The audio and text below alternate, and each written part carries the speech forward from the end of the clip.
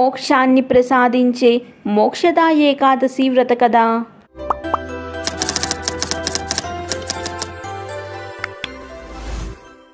ఒకసారి ధర్మరాజు శ్రీకృష్ణుడితో ఈ విధంగా పలికెను. దేవదేవేశ్వర శ్రీకృష్ణ, మార్గశిర మాసంలోని శుక్లపక్షంలో ఏ ఏకాదశి వచ్చును? ఆ రోజు మనం ఏ దేవతను పూజించాలి అన్నది విశుద్ధంగా తెలపండి అని ప్రార్థించెను. అందుకు శ్రీకృష్ణుడు ఈ విధంగా పలికెను. రాజశ్రేష్ఠ, మార్గశిర మాసంలోని శుక్లపక్ష ఏకాదశిని వర్ణన చేస్తాను వినుము. దీనిని కేవలం వినినంత మాత్రం చేత వాజపేయ యజ్ఞం చేసిన ఫలితం కలుగుతుంది. ఈ ఏకాదశిని మోక్షదా ఏకాదశి అంటారు.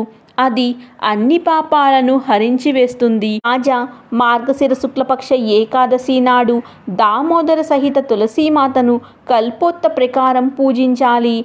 పూర్వం చెప్పినట్లు దశమి ఏకాదశి నియమాలను పాటించటం ఉచితమైనది. మోక్షదా ఏకాదశి గొప్ప గొప్ప పాపాలను కూడా పోగొట్టును. ఈ ఏకాదశి నాటి రాత్రి నా అనుగ్రహం కోసం నృత్యం, గీతాలు, ఏదైనా పురాణ పఠనం చేస్తూ జాగరణ చెయ్యవలెను. ఎవరి యొక్క పితృదేవతలు పాపవశమున నీచ జన్మలెత్తుతారో వారు ఈ ఏకాదశి వ్రతం ఆచరించి ఆ పుణ్యమును దానము చేసినచో మోక్షం పొందుతారు. దీనిలో ఏ సందేహం లేదు. పూర్వకాలంలో వైష్ణవుల్లో ప్రకాశించుచున్న చెంపకమనే ఒక రమణీయ నగరం ఉంది. ఆ నగరాన్ని వైకానసుడు అనే రాజు పాలించుచున్నాడు. అతడు ఎల్లప్పుడూ ప్రజలను తన బిడ్డల వలె పాలించుచుండెను. ఈ విధంగా పాలించుచున్న ఆ రాజుకు ఒకనాటి రాత్రి స్వప్నములో అతని తల్లిదండ్రులు నరకంలో ఉన్నట్టు కనిపిస్తుంది. వారిని అలా చూసిన రాజు చాలా ఆశ్చర్యపడి ప్రాతకాలమే బ్రాహ్మణులు పిలిచి వారికి తన స్వప్న వృత్తాంతాన్ని ఈ విధంగా చెప్పారు. బ్రాహ్మణోత్తములారా, నేను స్వప్నములో నా తల్లిదండ్రులు నరకంలో ఉన్నట్లు కనుగొన్నాను. వారు బిగ్గరగా ఏడుస్తూ, నీవు మా పుత్రుడివి కదా, మమ్ములను ఈ నరక బాధ నుండి తప్పించమని ప్రార్థిస్తున్నారు.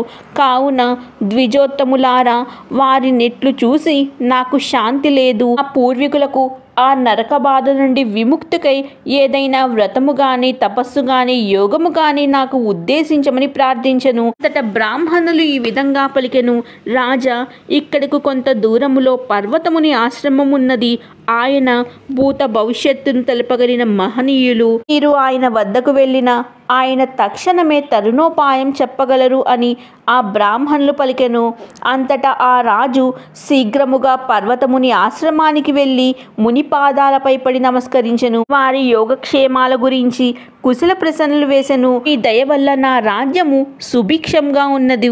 కానీ నేను స్వప్నంలో నా పితృలు నరకంలో ఉన్నట్లు చూసి తిని.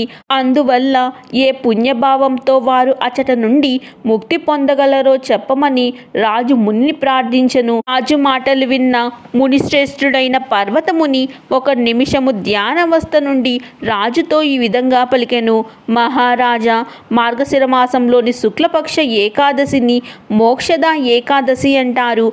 ఆ రోజు వ్రతమాచరించి ఆ పుణ్యాన్ని పితరులకు దానం చేసిన ఎడల వారికి నరకము పోవును. యుధిష్ఠిర, ఆ ముని యొక్క మాటలు విన్న రాజు తిరిగి రాజ్యముకు వచ్చి తన ఇంట్లో ఒక మార్గశిర శుక్లపక్ష ఏకాదశి నాడు వ్రతమాచరించి ఆ పుణ్యమును తన తల్లిదండ్రులకు దానం చేసెను.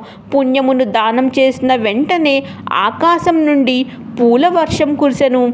వైకానస ముని యొక్క పితృలు ఆకాశం నుండి, పుత్ర, నీకు కళ్యాణమవుగాక అని పలికి వారు స్వర్గానికి వెళ్ళారు. రాజా, ఎవరైతే ఈ విధంగా మోక్షదా ఏకాదశి వ్రతమాచరిస్తారో వారి పాపాలన్నీ హరించుకుపోయి మరణాంతరం వారికి మోక్షప్రాప్తి కలుగుతుంది. మోక్షాన్ని ఇచ్చే ఈ మోక్షదా ఏకాదశి చింతామణి వలె సమస్త కోరికలు తీరుస్తుంది. ఈ మహత్యమును చదివినా వినినా వారికి వాజపేయ యజ్ఞం చేసిన ఫలితం కలుగుతుంది. Hope you all like this video. మరెన్నో ఇలాంటి ఇంట్రెస్టింగ్ వీడియోస్ కోసం do like, share and subscribe to Temple Diaries.